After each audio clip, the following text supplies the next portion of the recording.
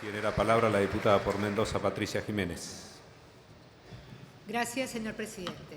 Quiero expresar mi apoyo a este proyecto de ley, porque después de mucho tiempo presenta una oportunidad de que el país salga del default.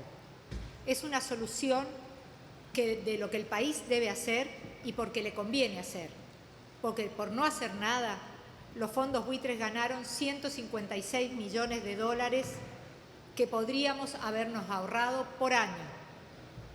Lo que quedó claro después de las comisiones es que en este proceso Argentina no pudo solucionar antes, ni con mejores condiciones, el problema que se originó por no acordar bien con un porcentaje de acreedores, quienes no entraron a las reestructuraciones y, una vez que entraron en la vía legal, no aceptaron las reglas que Argentina había impuesto en el lugar que Argentina las había impuesto. La verdad es que mucho se ha debatido sobre las acciones del gobierno anterior. No quiero redundar sobre si las reestructuraciones de la deuda en default del 2005 y 2010 fueron exitosas o no, o los millones que le costó al Estado los cupones atados al PIB, o los errores de la estrategia judicial, o las restricciones de la famosa cláusula Rufo. Lo cierto es que la confusión propia de este tipo de operaciones se le agregó la retórica pseudo-ideológica patria buitre, que profundizó aún más la confusión. Ya no queremos confusión para los ciudadanos, ni discursos vacíos. La ciudadanía debe entender con claridad por qué hay que salir del default. Argentina está hoy en cesación de pagos, con una sentencia judicial inapelable en la justicia de los Estados Unidos. El Estado Nacional está declarado en desacato e impedida la patria de operar libremente en los mercados internacionales. Se ha querido embarrar la cancha, una vez más, afirmando que este es el inicio de un nuevo ciclo de endeudamiento desenfrenado que nos va a llevar al año 2001. Pero lo cierto es que desde el 2011 comenzó un nuevo ciclo de endeudamiento. En el ratio deuda-PIB entre el 2011 y 2014 se incrementó casi 10 puntos, pasando de 33% al 43%.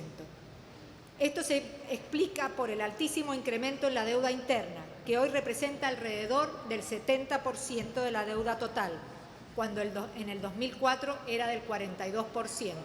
O sea, le debemos a los argentinos, le debemos a los jubilados. Este es otro reflejo de un déficit fiscal que ha sido financiado principalmente vía el Banco Central, con impuesto inflacionario. Hemos tenido que escuchar a diputados de la oposición escandalizados por el supuesto objetivo oculto del gobierno de financiar gasto corriente, pero ninguna de estas voces se alzaba cuando el despilfarro de los recursos ocurría en la gestión K. Tomo como ejemplo mi provincia, Mendoza, en la cual el exgobernador Francisco Pérez hizo estragos en las finanzas públicas. En los últimos meses de su mandato tuvo que negociar un préstamo de 500 millones de pesos para pagar sueldos, utilizar un descubierto del Banco Nación por 600 millones de pesos para el mismo fin, además de haberse endeudado con esa entidad por más de 2.300 millones de pesos. Según el informe entregado actualmente por la AGN, el endeudamiento dejado por él a la provincia es de cerca de 12.000 millones de pesos. Ante esto, ninguno de los legisladores del Frente para la Victoria por Mendoza alzó una voz en defensa de la provincia. También recordaba cuando el diputado mandato cumplido Enrique Baquié nos ilustraba la ejecución presupuestaria del 2011 e hice el ejercicio para el 2014. ¿Y saben qué? Lo que nos contaba el diputado recién, se gastó el 100% del dinero en el programa Más Escuelas, pero el 40% de las escuelas no se hicieron. Un 70% de las obras de mejoramiento y reposición de rutas no se realizaron, aunque el 100% del dinero se gastó. Esto es solo un ejemplo en infraestructura. ¿Qué pasaría si miráramos con esa minuciosidad los planes sociales y los programas de salud? En resumen, a pesar de los altos niveles de recaudación, gasto y endeudamiento interno récord, hubo obras que no se hicieron, planes que no se ejecutaron, y esto es un error que hay que subsanar. No nos puede volver a pasar. Por eso, la confianza en el equipo económico actual que tenemos es por la franqueza con la que nos habló, porque sabemos lo que van a hacer y como expresa el presidente, este es un problema no resuelto por la gestión anterior que el gobierno actual está solucionando. Atrás quedó el tiempo en el cual aconsejábamos seguir el ejemplo de Mendoza, que en su momento reestructuró y acordó con los holdout. Lamentamos que la Nación haya descartado en su momento seguir la misma estrategia. Salir de la cesación de pagos per se no representa una solución espontánea e inmediata a los problemas del país. En términos matemáticos es una condición necesaria, pero no suficiente.